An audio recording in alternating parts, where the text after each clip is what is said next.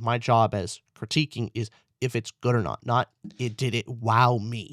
Are we incentivized to be more inflammatory with our reviews?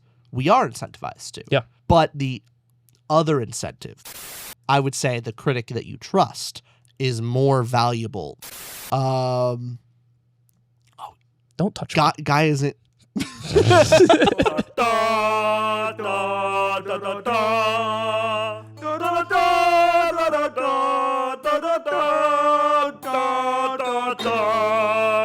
Welcome everyone to the Toot Around podcast. My name is Richard. And I'm one of you. I'm the people. My name's Austin.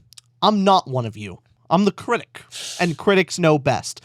Do critics know more than you? The audience. And I say that, but I'm totally a critic too. You know, I have my things. I have my curmudgeon side. I think we found the more that we've been reading and reviewing on this channel, we both fall into that trap of can we even relate to them anymore? We're having this conversation. I feel like this is you, me, and then a bunch of people listening into us trying to justify our own existence. Oh, don't worry. Yeah. I'm not going to try and justify it. We don't deserve to exist. We don't deserve to exist, but we do. So here we are. But actually, what are the pros and cons of a critic or an audience member? You know, everybody sees on Rotten Tomatoes, you have the critic score, audience score. Books have booktuber scores, and critics, I guess we're that version of critics of the book world.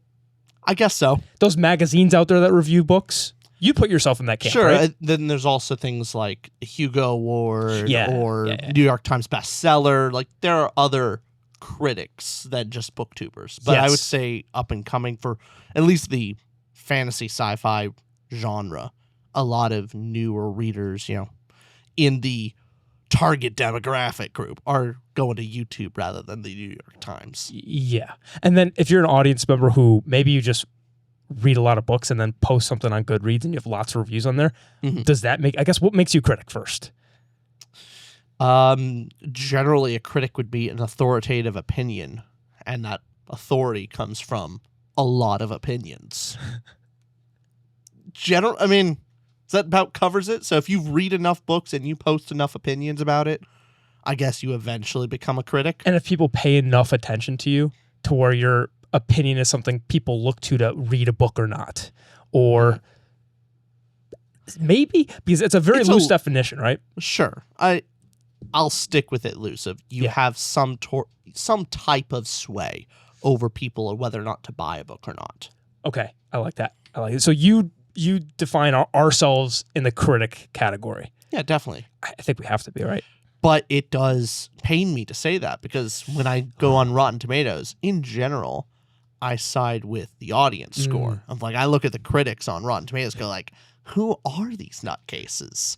I look at all the scores to give you a preview of some of the stuff we're going to be talking about today, seeing the Rings of Power critics reviews.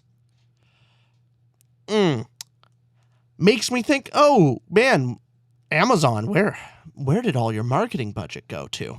It clearly couldn't have gone to any particular people, because it's real hard for me to look at that and say that's fully honest reviews. That's quality work right there. Yeah, no, and especially from critics.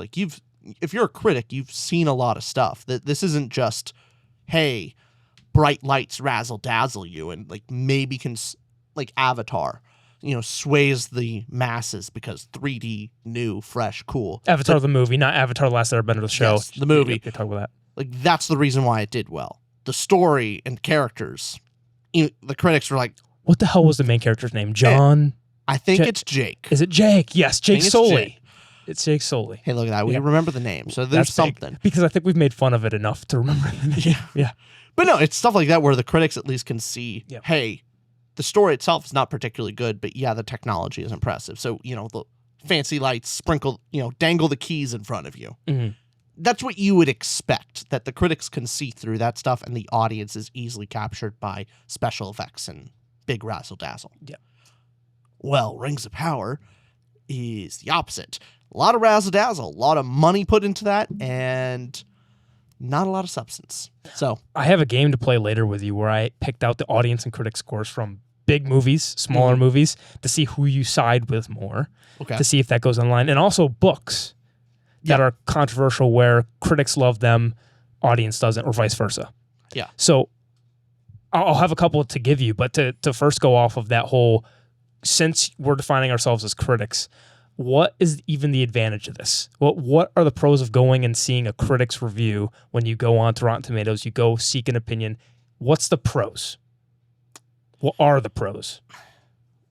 I mean, I guess we had to talk about what should be and shouldn't. Like, yeah, what should be the pros is a bunch of people who've seen a bunch of stuff generally know what is of quality. If you've seen 100 movies, hopefully you can tell something is generally good or generally bad. Hopefully. If you haven't seen many movies, then the first movie that is passable will seem amazing to you, because that's just the nature of novelty. So hopefully critics can be able to provide some type of benchmark of, hey, this passes the sniff test.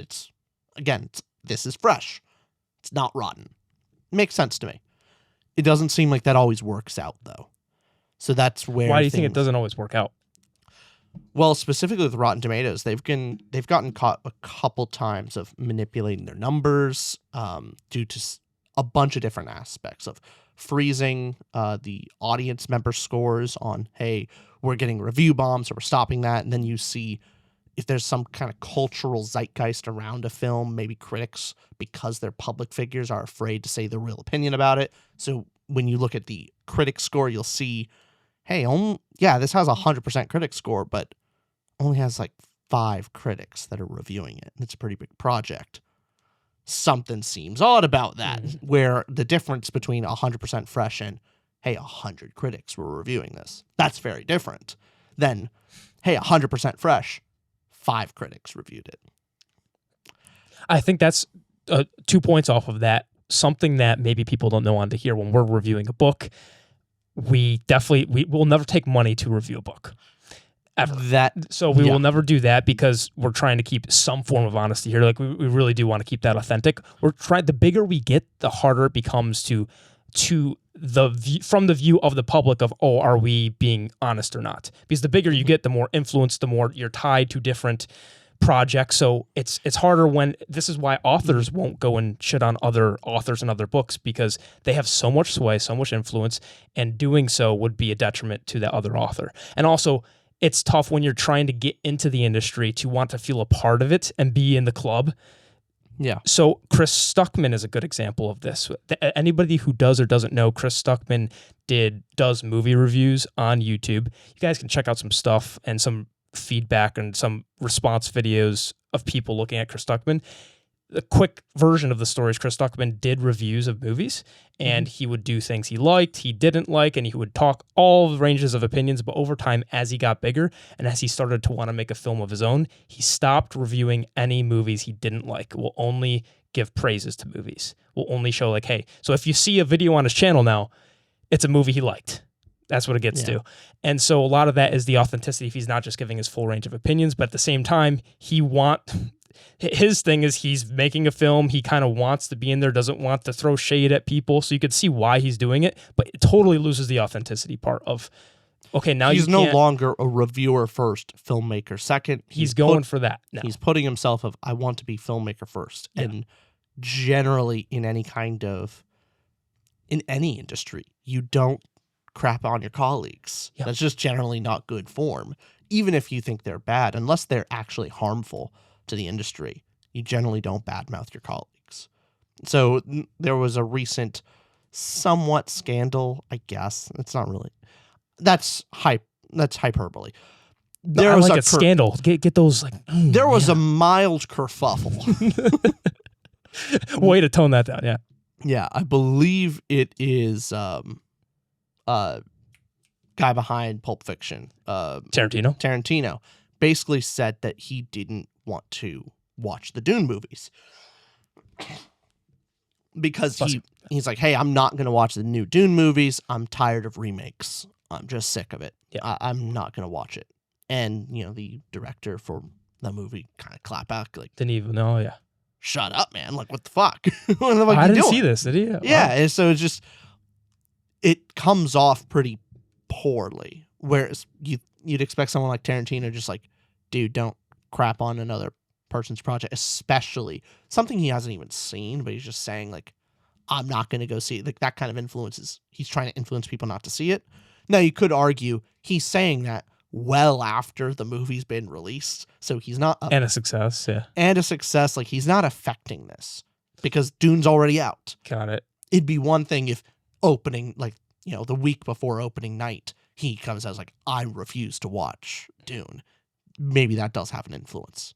But is that similar after, to the whole Martin Scorsese making fun of Marvel movies, saying they're not real cinema? Similar thing. Similar to so that. How much can artists and creatives be honest with their opinions without crapping on everyone else's work? Especially because they want, in turn, they don't want... The reason why you do that is because you have to work with these people eventually and also hope to help you in your work. Yeah. It's awkward to, go to the same places, talk to the same people when you've been bad-mouthing them their work. Rich and I are in this situation right now as we speak. Yeah. We are in this situation where we are going to be panelists at Dragonsteel. At this point, by this video's release, I think we are just doing it, or we'll be right around there. Mm-hmm. We're on a Dragonsteel panel, and one of our fellow panelists is an author of a book, which Rich and I made a video saying how much we hated that book. So just to show you insight. Especially early on, that wasn't us just saying, hey, this book isn't for us. I think we were pretty... We were going into it of like, we really didn't like it. Some would say even mean-spirited a little bit. Well, so a more recent video we did on Name of the Wind, for example, like that was mean-spirited. Yeah. So videos when we're reviewing it, showing our passion for why we don't like something, but we did this, and now we're going to be panelists. And we already chatted with him in a call and like kind of broke the ice. Said, hey, by the way, if you look two hooligans up, like, we were talking about it, but obviously he took it well. So usually when you actually talk with the authors, if we're joke with the mean-spirited. Mm-hmm. If we're personally attacking the author, don't ever do that. But focus on the book. Why didn't you like the book? Always do it in a good spirit. Come from good intentions, and things should be okay in the long run. But we're running into that where I imagine people way bigger than us in the film industry, book industry, wherever, if they're degrading a book, if they're saying something, and maybe they do it less tactfully, whatever they say, then they are going to run in the same circles. Which is why I think there's this perception a correct perception from the audience of smaller channels, smaller book reviewers, movie reviews, almost has more honesty and integrity to it, because you go ask your buddy and your friend, hey, did you like this film or not?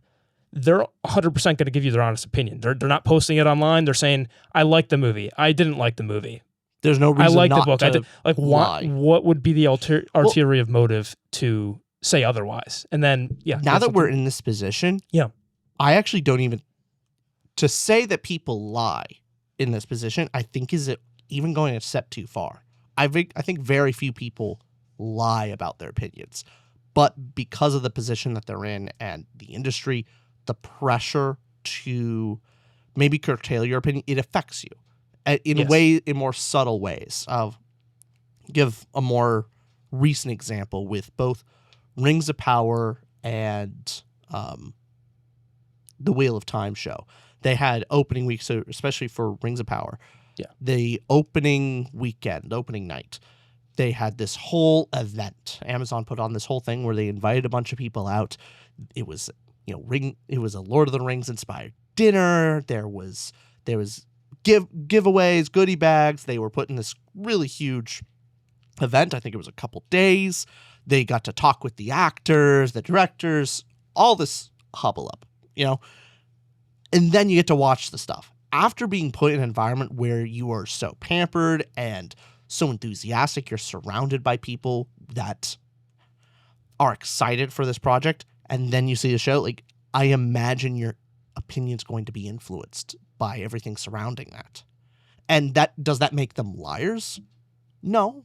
I wouldn't even really say so. It's just their opinion has been influenced. It's very different from just take random person, plop them on the couch, and they watch it alone.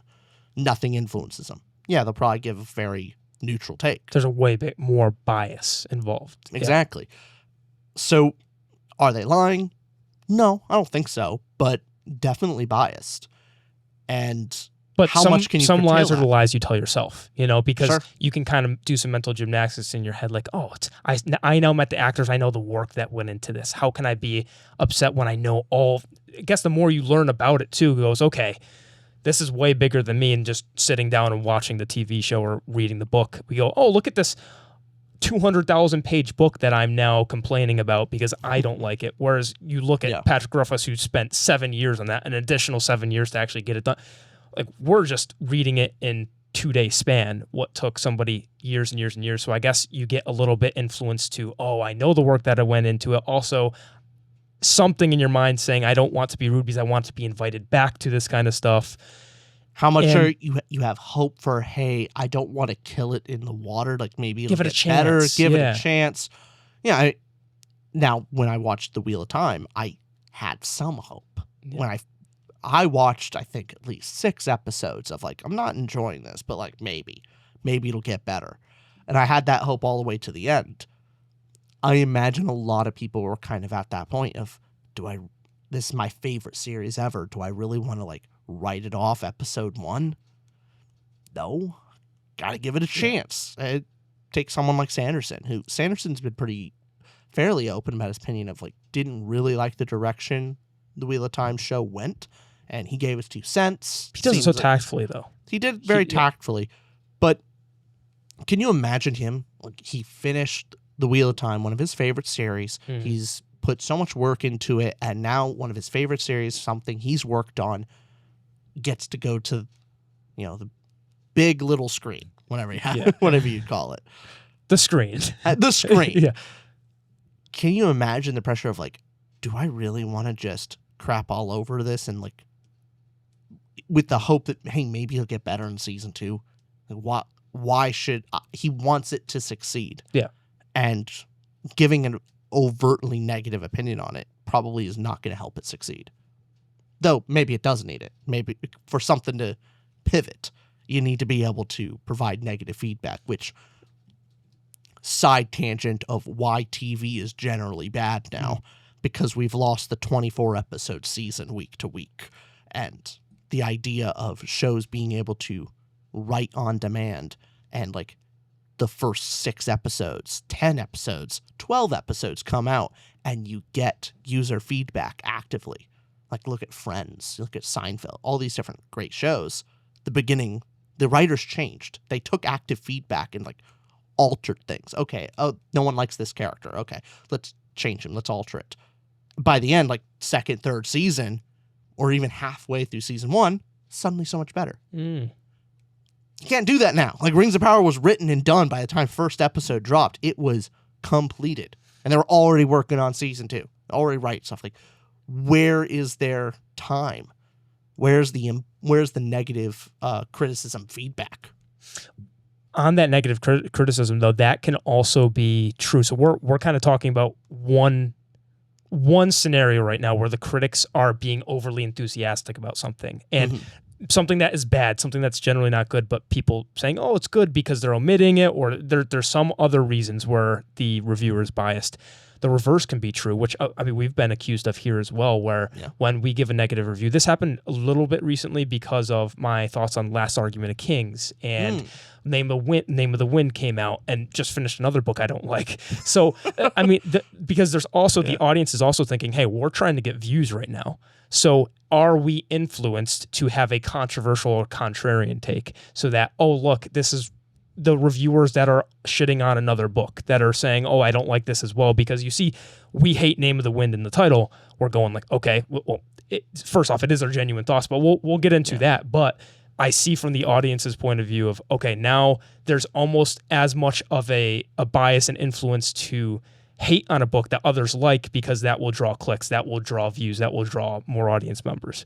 Now, we can give our thoughts on that, but that is equally true where both the positive and there's almost no perfect ground, because both can be seen as, if you don't trust the reviewer's intent, you assume on the reviewer, like, hey, I think this person's doing it for this reason, then whatever opinion they state, you'll never get there, because you don't go to reviewers you trust, essentially. Yeah, at least my standpoint, you can correct me if I'm wrong, but how I see it is, are we incentivized to be more inflammatory with our reviews? We are incentivized to. Yeah. But the other incentive that I at least see is our integrity is going to help us in the long. That's if we want to be here for a long time. Our integrity matters way more than one video. And so hold on, no, my integrity does. Yours, I don't care about your integrity. That's fair. Okay, vice versa. Vice versa. Yeah, okay, we're whatever. Because Because as long as you agree with me, that's correct. As long as you disagree with me, I've been on a campaign for years now to ruin your integrity. Yeah, you're trying. I know a couple. It's like it bothers me a little bit, just a little bit. Is it the furry thing? It is. Oh. You took one of the things I hate most and are trying to associate with me. And AI technology is getting so good that someone could take your voice from all these podcasts and definitely AI a video of you. I'm just saying, you can never know the truth at a certain point. You don't need to mention that. I'm just giving ideas. No. But no, to your point. One of these days, Alice. One of these days.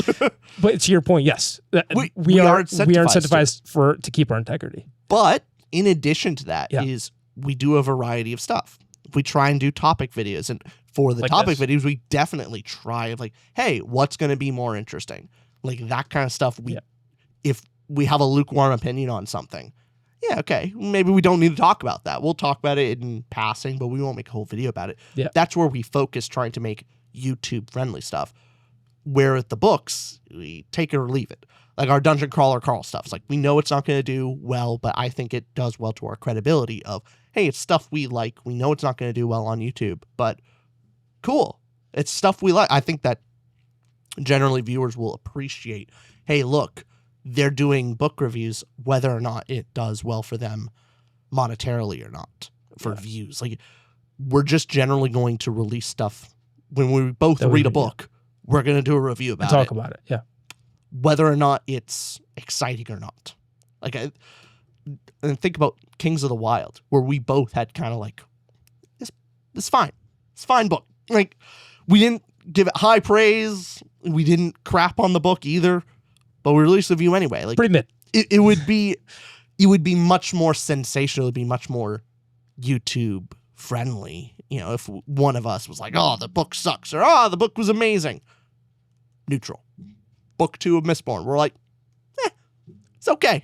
A little step down, but like that's not inflammatory enough. There's plenty of those too, because in a way we're also, I think, for book reviews especially, when somebody reviews a popular book that's well liked, there's also the incentive to also like the book. That kind of thing we're talking about, Rings of Power. That's a bad example because a lot of people are hating on Rings of Power. So maybe a well-liked movie. There's this... The Godfather. So The Godfather. There's a bias here for... I have some movie hot takes, of course. Okay, one of them, I don't like the first Joker movie. I don't like Taxi Driver. I've mentioned this on the pod, but there's super popular movies that people have their hot takes with. But for example, in books, it can almost be an incentive or a bias to a book reviewer to go, if you come out and say like, hey, I hate Lord of the Rings, I hate XYZ, a lot of the big staples, something that's very well liked and your review is hating on that, there's a little bit of incentive. Do you want to discredit yourself? Because sometimes when people see a negative review, if you don't like something they do like, well, that's it. They're not going to you for the reviews anymore. Yeah. So, I go to Matt's fantasy reviews. I go to Mike's reviews. Anybody that Bookborn, they're reviewing something. I'll look and I go, okay, because I know their taste is like this, I look for this kind of thing. So sometimes with building that, do you find that to be true that I guess, is there a time for you that you've noticed yourself being biased one way or the other of like, are you seeing what people are saying and inflating your opinion or deflating your opinion? And that's kind of hard to track, but do you think that's happened for a book review here? No, I don't think so. Just been staying like, hey, this is what I think. I'm stating my opinion. The couple times where the audience or like people around me say something different than my opinion, especially on a book that I've read years ago, like it happened with Name of the Wind. I was willing to give it another chance. Yeah, genuinely. Of hey, everyone really likes this book. Maybe I was just in the wrong place when I was reading this. Who knows? And I got a lot more books under my belt. Give it another shot. Guess what? And still hated it. So vindicated yet again. Same thing with Jade City. There's been a couple books out like that where I've been influenced to rethink my opinion, but generally most of the time, no, my opinion's pretty firm. There are other circumstances for me to reconsider my opinion. Time being the biggest one of, hey, this happened really long ago, or especially, hey, that was really early on. I hadn't read too many books at that point, and I read that book and I really loved it. Maybe I won't think so kindly on it now. Yeah. Who knows? But overall, I don't think outside opinion has really affected me as much. How about you? Actually, I think over time, look at me patting myself on the back for a second, but over time, I'll explain this. Over time, I think I've gotten more honest with my reviews. In a strange way, and I don't mean that by like, I know value integrity. I always want to be honest with things, but I think earlier on in reviewing and book reading, since there was more that I didn't know, more that I hadn't read, I'm like, oh, maybe this is an above average book. Maybe this is below average, and I'll kind of defer to your opinion or others' opinions more so like because I haven't read enough to go. Like, I guess earlier on, I'm thinking this is what I think, but I haven't read this book and this book. I haven't read five different type of murder mysteries, so maybe this murder mystery is good. But the more I guess I've read, the more I've gone, oh no, this is what I think because I look back to that. No, I liked it better in that book. So the more I've been able to understand where my opinion is relative to other things, the more I've been able to kind of narrow down my opinion. Not that I was dishonest in the past, but that I had less information to go off of. So now I'm able to kind of, I guess what the advantage of reviewers is over time, as you do this kind of stuff, we hopefully get better at illustrating our opinion, explaining ourselves, and just being, this is where I'm coming from. And which I see advantage in other critics and reviewers that we go to of going, okay, even if you disagree with the reviewer, hopefully you can see where they're coming from and go, I see why somebody would or wouldn't like this book and what the pain points were, what the good positives were. Mm-hmm. I think for you, do you see that being the case? Because you walked into this podcast already being a bigger reader than I was when we started. Mm-hmm. So at that point, maybe you kind of didn't have that same experience where you kind of knew where your stances were to start. So it kind of stayed the same throughout. It changed the same way as you. Yeah. Just I started a different point on that curve. If it's a not exponential, but opposite. Parabolic? Not opposite of that. Opposite of parabolic. Whatever. Descending? No, it's fine. Beginning is faster than as the time goes on. It's more plateaus. Laws of diminishing return? Basically that. I was in a different place on that curve than you. Yeah. But it changed slightly. Yeah. But I did improve. Like I was okay. I now have more firm opinions. Like there are certain genres that, like even now, I don't have a firm grasp on romantasy. I'll be honest. Like that's why I'm not good at reviewing. I'll give my thoughts, but I think I would like to couch that opinion with just, hey, look, I haven't read as many things. This may be for you. It's not for me. Yeah. That's like I'm way less reserved on it. And we talked about this before with C.S. Lewis. Yes. The only time you should criticize something is if you can find the joy in it, in the similar thing. So if you have no idea, if you've never read a mystery novel that you liked, you just can't find a mystery novel that you enjoy, you shouldn't be criticizing or reviewing mystery novels. Not for you. Not for you. You won't be able to give accurate criticism. You'll just like, I don't like it. And you won't be able to see the actual flaws. And that's us with romantasy. Haven't read enough, haven't really read any that I particularly enjoy, so I can't comment on any criticism. Versus sci-fi fantasy, I've read a lot that I enjoy. I love that genre. Meaning when I read a bad one, I can see accurately what are the flaws, what it should be going for, what it's trying to do, and what would make it better. Instead of just, I don't like any part of this. Yeah. So yeah, that's changed over time. I've read some, I think with prose-wise, I've read some really good, well-written books that have changed my opinion on writing and probably made me a bit more critical. But then again, it's a little mixed. I think I'm getting into another problem of critics, of an actual flaw critics have versus an audience. I think critics can get very jaded with their books. Like, because they've read so much, because they've watched so many movies, they're always looking for novelty, and they can't take a step back and going like, yes, I've seen this before, so it doesn't excite me. But the average moviegoer, the average book reader will absolutely enjoy this because it's done well. Maybe it's not new, but it's at least done very competently and people should watch it. Have you noticed something like that? Oh, totally. I think a lot of that. So the advantage to the audience then is something that you're newer to, something that comes to mind for me, a movie that might come to mind would be Top Gun Maverick.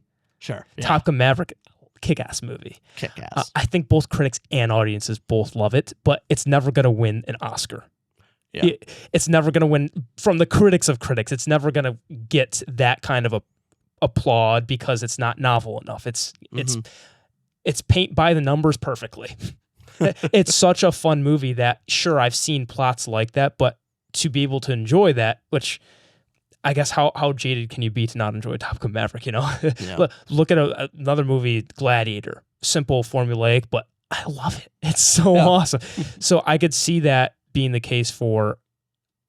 So I could see that being the case then for somebody who is newer to books and newer to fantasy and sci-fi, that every new book you read is the next best thing. Like, oh my God, I've never seen this before. The next one, oh my God, that's now I'm talking to you, Salty. No, that was him back in the day, because when he was finding new books that he loved, that would happen. Your favorite changes so suddenly, because what's the magic number then? At what point do you change from things being novel and grand to...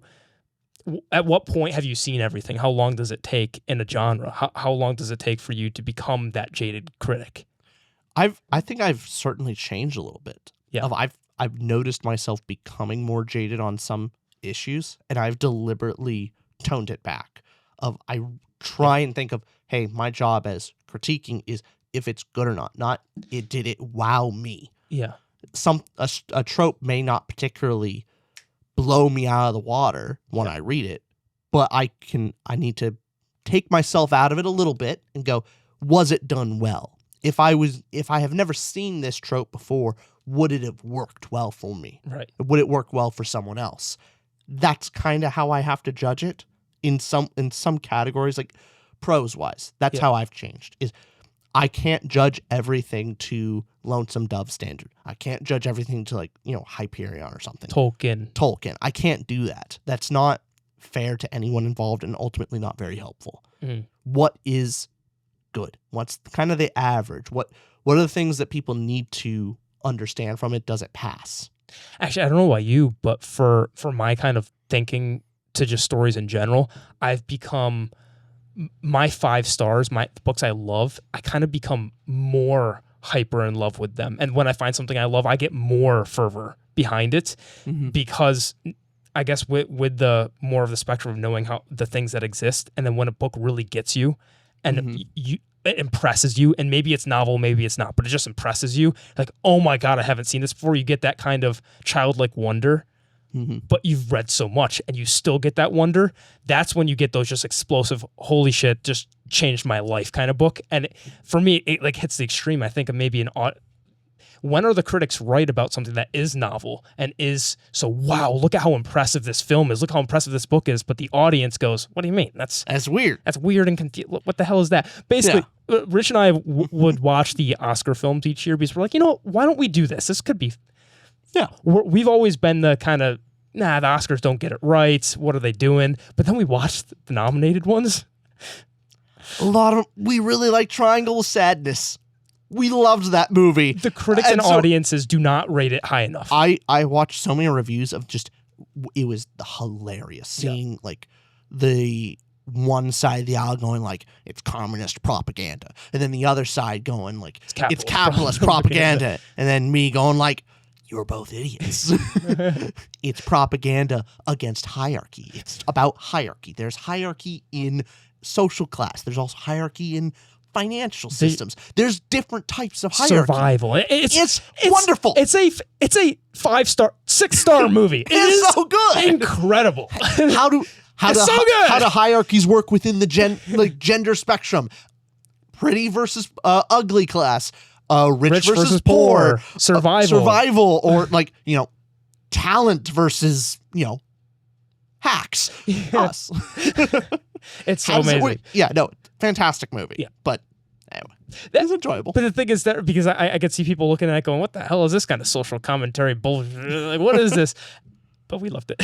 So yeah, I wonder if it would actually be helpful if critics had like a number under their names kind of thing, where like just the number of books they've read. So let's say it's a book reviewer, like you just have a stamped number of how many things they've read, and so you can look at it. You have that on Goodreads. Yeah, they exactly. Show you, like, but how if it's many they've reviewed. more prominent, then you filter it by people who have read in the similar range as you. So if you've only read 50 books, you take a look at the people who've also read 50-something books.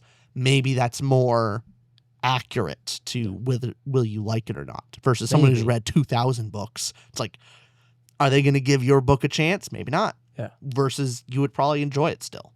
Yeah. I don't know. Yeah. I guess I want to clarify too, like whether you're new to fantasy and sci-fi, read 5 books, or you've read that 1,000. I guess reading more doesn't make you more correct. It doesn't make your opinion to some more degree. I think it does up to a certain point, but then I see what past you mean. it, The diminishing returns what you're getting. Exactly. This is what I mean by correct. So reading your first 5 or reading 1,000 doesn't make you more correct about how you feel about the thing, about the book itself. So I guess what I'm getting at is you get more perspective for your own kind of view, but I think the value is whether you've read 5 books and 1,000 books and are going out there and reviewing it for other people, the value of a friend just watching a movie, so that doesn't watch many movies and tells you their opinion versus a critic that tells you their opinion, is how well you know the person is what I'm getting at. It is the value of you listening to somebody, whether they're newer or they've read more, is how well do you know that person's how well do you know that person's frame? Well, where is their mind at? Are they the type of person who likes thought-provoking films that do something new with cinema? Or are they the kind of person that goes and like, okay, if this person likes the movie, it means that like it's not too complicated, it's fun, it's good for the family. So Justin in our friend group, he's read a lot and he's also watched a lot of movies, but I know that the movies that are more going for something weird that I love, he doesn't like that. So I'll take his opinion valuably because I know where he's coming from and then can adjust accordingly. So I guess the correctness on whether you've done 5 or 1,000, your opinions of the thing is your opinion, and that's it. The value you can get and whether you go to critics or audience, I think, is how much can you pin down that person? Is there? Yeah, it's something of an individual critic is more valuable than a swath of critics. Yeah, if that makes sense. Yes. Where the aggregate of an audience score is much more valuable than I think the aggregate of critic scores. But I would say the critic that you trust is more valuable than the whole entire audience, the audience score, like the Ramble. So it's especially somebody that you don't know. Yes. Yeah. I would say I'd agree with that. Like I would trust your opinion over, the Ramble. Like if everyone said something, oh, this movie is terrible, but you come to me and say like, oh, it's actually really good, I'll take your opinion over everyone else. But is that partly friend thing too? Is that? Yeah. Well, the thing is, I know your opinion. Yeah. I know where it comes from. I can generally gauge it. Yeah. Versus if you and a bunch of other critics said, oh, this is really good, I don't value that as much. It's weird. The more critics you have, the less it's valuable. Wow. Do you want to test that in a quick game here? We'll come back to this conversation, but I've got a game for you. Mm-hmm. Okay. So are the experts actually correct? Tune the Steve Harvey Family Feud music. I don't even know how it goes.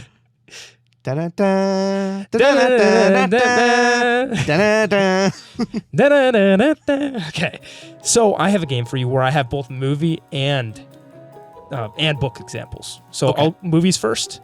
Movies first. Let's see if I've actually watched these movies. So I'll give you the ones that people have definitely heard of and that maybe you've seen a long time ago.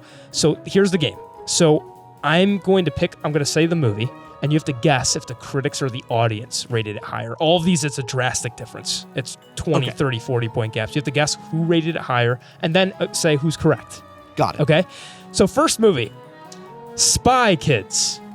Oh, Who rated it higher, the critics or the audience? And I'll give you, one of them gave it a 92%. The other gave it 47%.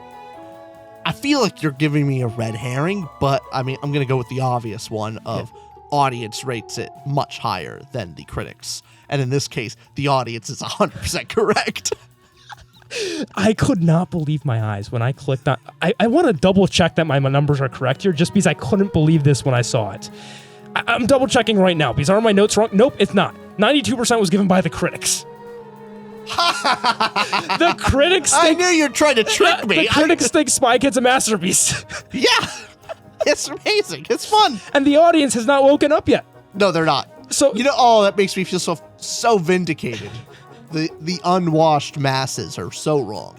I'm going to keep a tally here of who you agree with more. Right now, it's 1 critics, audience 0. You guys can play along at home. I want to be part of the people sometimes. Like, that's deep down, I want to be a plebeian, but I really am a noble at heart. Yeah. So you would give it, so you would agree with the critics with Spy Kids?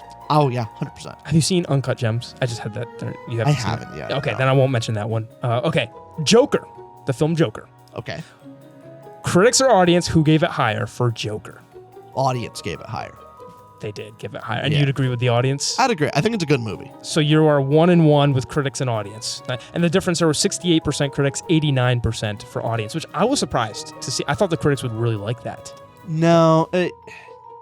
My thought behind it is just the social aspect of taking a, like, basically, hey, men's social issue of, like, I don't know. I think it's kind of actually, it's risque a little bit, like, and especially the backlash of, like, just it took the incel culture of, like, hey, look, they deserve sympathy in the sense, and I don't think critics particularly liked that. I maybe that's part of why I don't like it. I've just the whole set. We'll have a Joker review eventually. Yeah, sure. I understand. I think it's just genuinely well made. I'm not a particularly, like, it's well shot. Oh, it's amazing. Look at that movie. shot though. Ooh. Yeah, no, like him going with the stairs. Oh, is a good shot. It has great tense moments. Do I agree with the message of the film? No, but maybe Joker's my name with the wind. For what films? Who knows? I don't know. Okay, I have another one for you. The Last Jedi, Star Wars Episode 8. The critics have this way higher than the audience. Who do you agree with? The audience. It sucked. Critics gave it 91%. Audience gave it 41%. There's that Disney money. You are with the audience. That's the Disney money right there. How do you? The first it's a very bad movie. The first Star Wars movie ever, where 2 lightsabers don't fight, like, don't actually clash.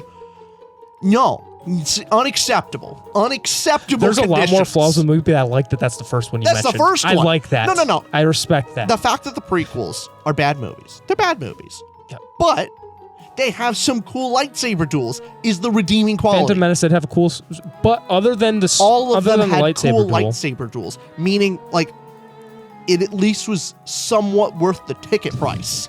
I got some entertainment out of it. I could say, the acting was bad, dialogue horrible, plot, that's also bad, but cool lightsaber battle. Hans Zimmer goes up. Wait, was it Hans? No, John Williams. Sorry, John Williams went off. Yeah, at least something. Yeah, the fact that you get in even the first movie was like those lightsaber battles. Like, yeah, technically he had a lightsaber battle, but it was lame, not really fun. Not well. What about the episode 9, The Rise of Skywalker? Critics versus audience, who rated it higher? Again, audience lower, critics higher. I was shocked to see critics gave it 51%. Really? Audience gave it 86%. What? I don't know what happened on this one, but you are with the critics on this one, Rich. You are 2-2. You are with the critics on The Rise of Skywalker. Can you believe that? I'm going to double check my numbers. Rise of Skywalker. I feel dirty, and also, did the Disney money run out on that movie? Like, what happened? Well, 86% on it's for audience. Worse. It's worse than this. How? I always have trouble deciding which is worse of the two. No, the dialogue. As soon as they said, somehow Palpatine returned. It was at that point, it was garbage movie. But what they did to Luke in episode 8, it's just... It's bad. Yeah. But the point is, look at that flip, though. It's the Disney money. What happened there? I don't know. I was so... my whole worldview is being shocked. I have to challenge my own thoughts now. Oh. Now I have another one for you, Rich. Okay. Blues Brothers. Who is correct? Audience or critics who rated it higher? This is big. For those who don't know this is Rich's favorite movie of all time. The best Does he movie agree? Of all time. This kind of determines if he's a critic fan or if he's an audience fan. Is he one of the people? I don't know. I feel like critics like this movie a lot more than the audience, and they're correct. The audience liked it more. I'm one of the people, I guess. 92. You are the democracy. You are the cringe. No. Look at you. Look what you've become. Look, we will use the democracy to bring in the monarchy. That's what it takes. Though the divine right of people suddenly turns into the divine right to rule. That's how it is. That's from our merch has democracy is cringe. Is that right? It is. Our merch, yeah, which people can merch. go get. Yeah, I got a hat. TutorRamble.com. You can get a shirt or bookmarks. We have them somewhere. And you can also check out our book club, Patreon. Link in the description below. We're reviewing Jade City in the book club this month. So that'll be fun. Now, by the time this video comes out, it's... I think we're having the book club like as we're talking, actually. It'll be right around then. Interesting. So it'll be maybe a day before we had this book club. Huh. It'll be very close. Interesting. All right. There we go. Our shameless advert for ourselves. Now, what did the critics give it? 71%. So still pretty high. But then audience gave it 92%. It's objectively correct. It's one of the most magical musical ensembles that you've ever seen. Like, music legends come together for this ridiculously silly movie. One of the best, like, car chase, maniac, chaos crashes. It's amazing. The Carrie Fisher with a rocket launcher shooting at John Belushi. Need I say more? But I will. With some of the best lines, Dan Aykroyd, the best music...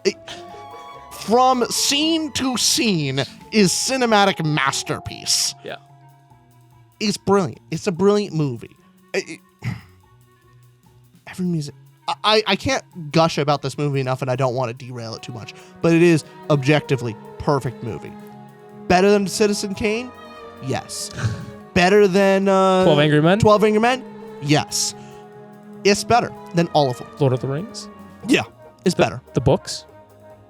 Yeah. Hyperion? Yeah. Blues Brothers. Lonesome Dove? Yeah. Oh my God. Blues Brothers. He's still all going. The way. That's conviction. It's the best. It's the best piece of fiction. You know who I respect the most in the world? I think it's the cult members, not even the leaders, it's the members. So I go, wow, you're really into that, aren't you? I am always down for the Blues Brothers cult. I am there. Now, I had some more here, but I think it's good to end with you having 3 of the audience you agree with and 2 on the critic side. You're one of the audience. Hey, I'll use the people to get into power, and then we will discard all those who disagree with me. That's how it works. That is why democracy is cringe. Well, now I have for you some books to talk about. Okay. Because movies aside, these are some books where the critics and the audience, which you can't just go to Rotten Tomatoes for this, so it took some a little bit of internet sleuthing? Some sleuthing and some knowledge of things we've reviewed just to see the differences here. So I have 3 books examples. The first is, and you already probably know the answers to these. I just want, and I know where you agree, but just to talk about it. I know about books more so than movies. Yes. Overall. So this is how you lose the time war. That is one where, as we both know, the critics definitely like it more than the audience typically does. Generally speaking, yeah. And I'm with the critics. I like the book. And it's even saying that, people are going, what the hell are you thinking? It's a good book. It's a fun, unique, and again, maybe part of it is novelty. I thought it was really novel, very fun, interesting premise, and it grabbed me. Now, is it a little confusing? Yeah, it's a bit confusing. It's a bit. You hand that to the random person, go like, read this. What's it about? You'll find out. Yeah, they're in for a time. Oh, you can't really pitch that too easily. No, that's not good. This is where it's a 3.88 stars on Goodreads, and anything below 4, it's tough to get a below a 4 for a very popular book. Yeah. So you can get below 4s for less reviewed ones, but when it has so many reviews like this does, a lot of people didn't like it. Also, when we did our book club for it, a lot of people in the book club it was one of our controversial ones. People hated the book. Yeah. And went into it. I think you and I were some of the only ones that liked it. There were a couple others. There were a handful, but not many. Yeah. No. And I think it's in Daniel Green's top 5 books of all time. That's a little high. But that's a little high. He is the critic of critics, though, on BookTube. He is the critic. So the critic does like it. He's the big daddy of YouTube. Yep. It was in a video where he was talking about his top 10. I think it reached top 5. It might have been number 2, actually. I think it was his second favorite book, he said. Yeah. Like of the year? No, of all time. Oh. Yeah. Someone fact check me in the comments. But I saw this video he did. And I was like, wow, that's fair enough. Yeah. And then I remember Curtis from shout out Curtis. Curtis was tagged me in the Discord, and he was saying he added me and basically said, all right, you even know this is a stretch. It's not that good. And I said, okay, it's not that good. But it is. I think it's great. Yeah. Now, next example, The Grace of Kings by Ken Liu. Ken Liu was on our pod. Great episode. Check that out. I mean, it's hard for me to believe that critics don't like this book. I know critics like this book. At least several other book reviewers, like Matt's Fantasy Reviews really likes it. It's his favorite, one of his favorite series. Yeah. Mike's, I believe I've seen Mike's book reviews had this one. I have for sure people who like it is Matt. Library of a Viking, Johan, 5 stars, loves it. Patrick Leo, 5-star, loves it.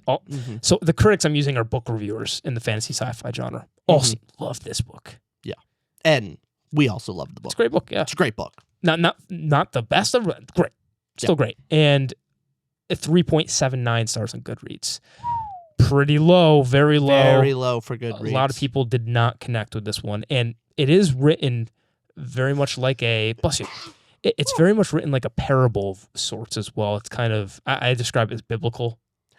Sure. It's another one of those that doesn't have the super wide appeal that you pick this up. Oh, it's safe. It's your Hunger Games. You're going to like this. It's popular. It's niche. Yeah. So when people get it recommended by booktubers, I can see them going in with expectations and going, what is this? People generally want to follow they want a pretty straightforward plot where they follow a character through their journey. Yes. And not how it's split amongst these different characters and you have random time jumps throughout there. You get to see a wide stretch of their life and of the country's life. It's unique. It's a unique perspective that you don't see as often. So novel. It's a trilogy. It's a trilogy of books condensed into one. Isn't there... Oh, no. Yeah. It's a trilogy's worth of book content mashed into one, and I think expertly done. Very well done, yeah. Mm-hmm. And the last one I have here, is Fourth Wing. Yeah, critics are gonna say very high things about this. Well, no, this was actually a little bit of the opposite for what I was thinking. The audience tends to love it. I thought generally everyone, all the romantasy critics would say it's great, and also the audience, right? I think it's more the audience seems to love it, but there's a lot of hate Fourth Wing gets. Okay. I would kind of put it. Now you can't scale and look at the Rotten Tomatoes score, but I think the reason there's a lot of hate too is it got outside of its genre. People like us even read it. Yeah, the romantasy people I think do generally like it more. That's the general. So now, I dislike Fourth Wing. Not on its romantic elements, but specifically the fantasy parts of it. I don't think it appealed to me as a fantasy reader. That's why I think I could actually provide some criticism to the book. Mm-hmm. The romance part of it, I can't really say too much other than keep it in your pants for 5 goddamn seconds. Come on, Violet. Violet, your friends are dying all around you. Could you maybe chill out for 5 seconds? Other than that, I'm not one to judge for a romantasy book. That's not my forte, not my wheelhouse. So if you like it, cool. Using C.S. Lewis as a device there. Exactly. It's not my thing. But fantasy-wise, I think I can say something about. Yeah. I don't think the world is as well set up. I don't particularly like how the plot is done. Bunch of that stuff. So, But that was my little game on films and books for how critics and audiences think. So who do we find out? Who has the real authority? The audience or the critics? That's the thing. And I think even going over that small game there, before doing this episode, I thought it was very cookie cutter of like, oh, I can guess all the stuff the audience would like and the critics were like. It's not always the case. Yeah. You can generally assume that if something's weird and so novel that it doesn't have large appeal, certain critics will tend to like it. I think that's one trend. Now, how much is this affected by time, where a new book, new movie comes out, and the first couple weeks, those critic scores come in and they're all super positive, and because the influence around it, whether people were paid or not for their review, and then as the time goes on, more critics come to the review and drop the score. How much would that be the case? Because I think around this time, more something topical that's around now. I'm not much of a gamer, but I do know of the stuff around Dragon Age, Veilguard.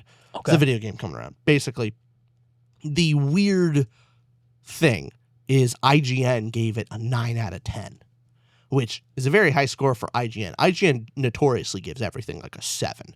Everything is a 7 out of 10 because kind of worthless, because they don't want to give it too low or else they don't get called back for any kind of early review copies, whatever it is.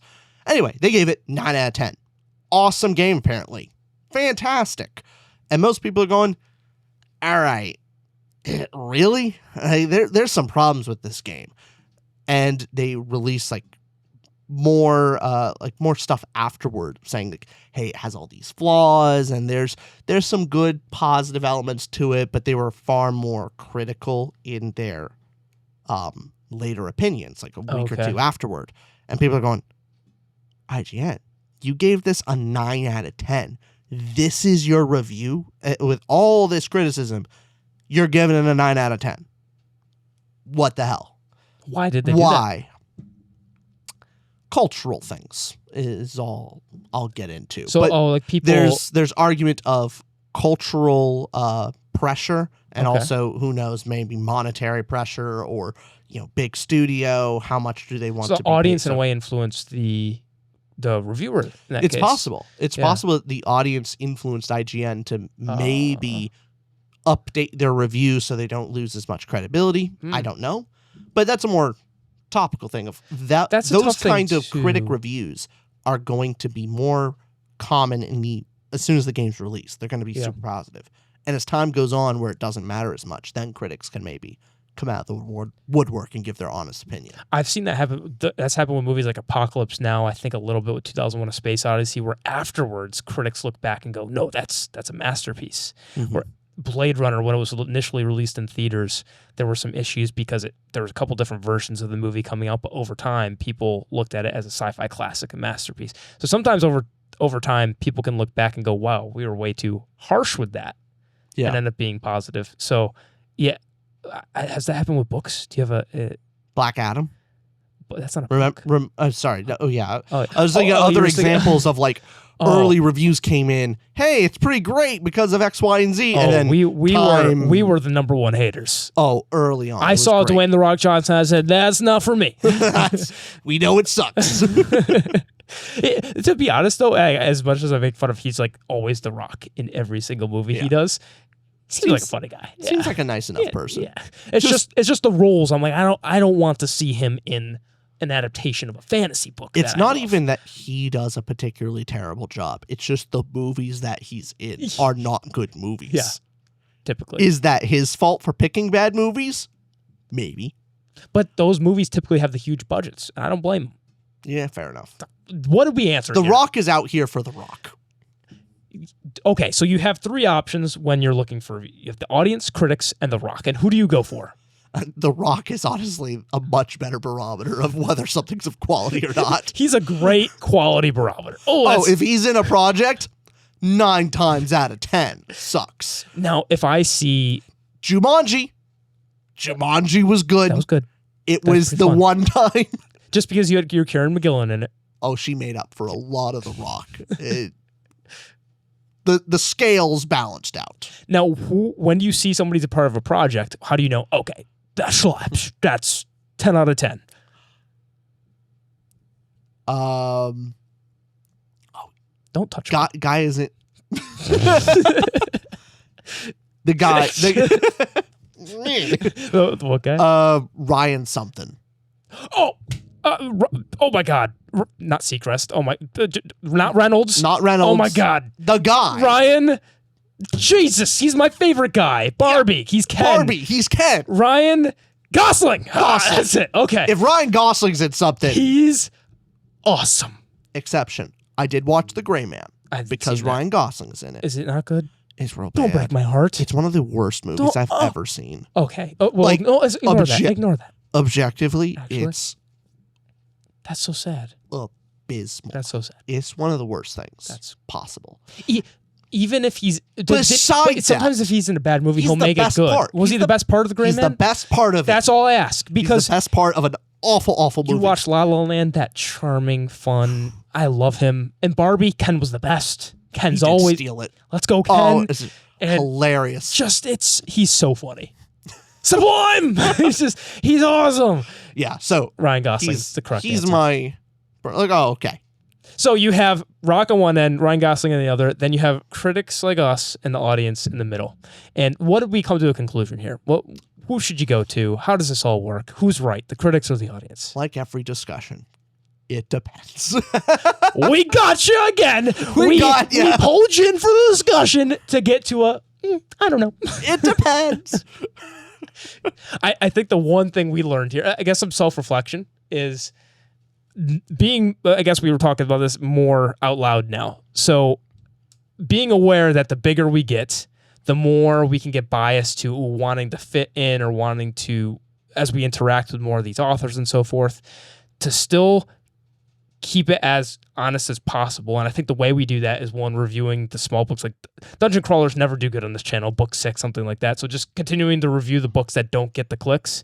Yeah. And also, I guess to tell everybody where we come from is we do value the integrity portion above getting an extra 1,000 clicks on YouTube or something. So I guess if there was a day where someone said, "Hey, here's $1 million to say you like the book," no, we haven't been tested that. But there's not enough of incentive to be dishonest ever than to just say, "Hey, the cost for us is integrity, but also genuinely having it's a combination the passion of our lives here." So it's a combination of we value our integrity highly, but also I know that financially wise, that is the most valuable thing we have on this channel. It's incentivized the minute we sell out our integrity is the minute this channel's worthless. Yep. So we gotta be careful. Honestly, the self-image too, it means a lot to go like, am I being honest here? Just as a person. Mm-hmm.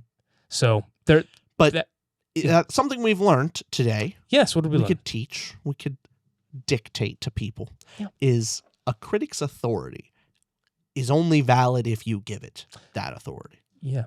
So when you say like, "Hey, how valuable are critics' opinions?" Nothing, unless you give it to them.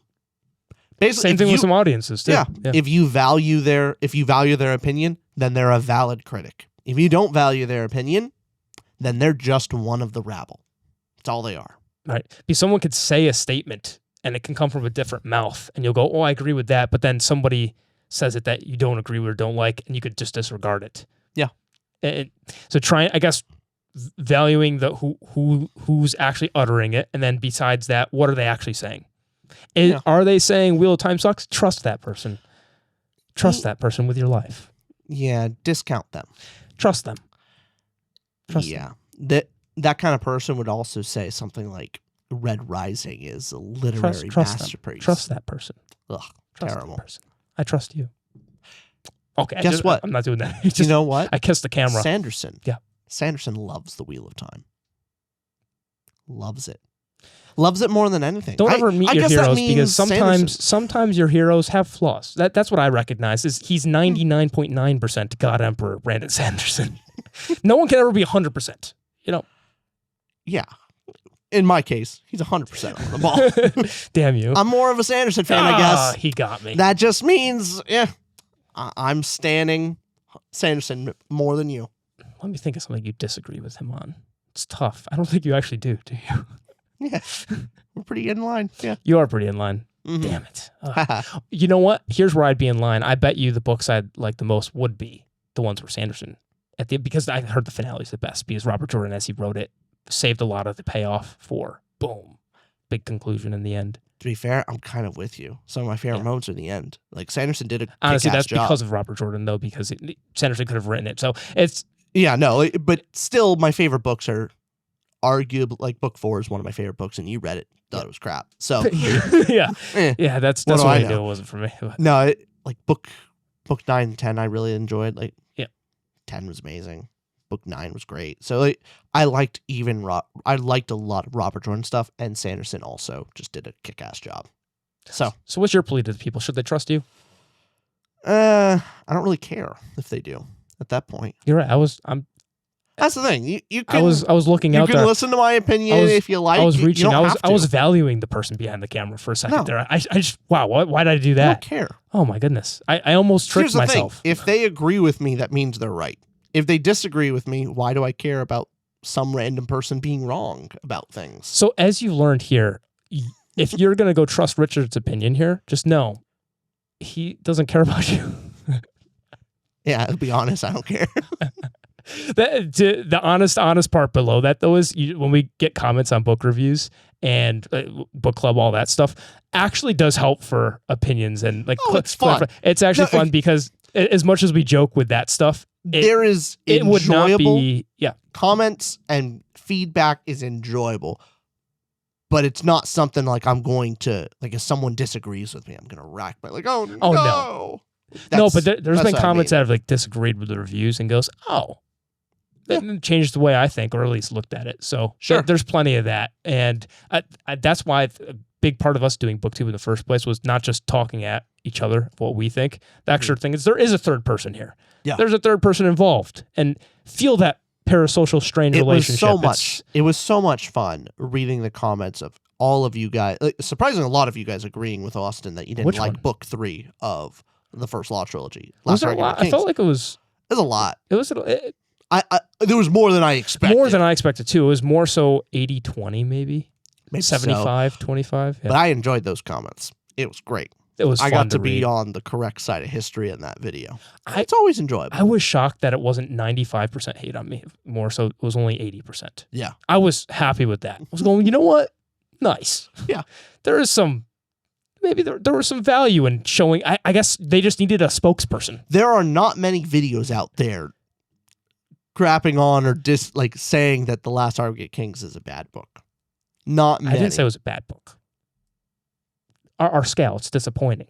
Bad would be 1.5 stars. Come on, we need to get that right. We do. Yeah. I just wanted to dig you into a deeper hole. Whole trying to lose my integrity type thing? Yeah. I'm trying to discredit you. Okay, we'll see. Rich is going to be in a furry suit next week. Okay, we'll see you soon. Bye-bye, everybody. Bye, all.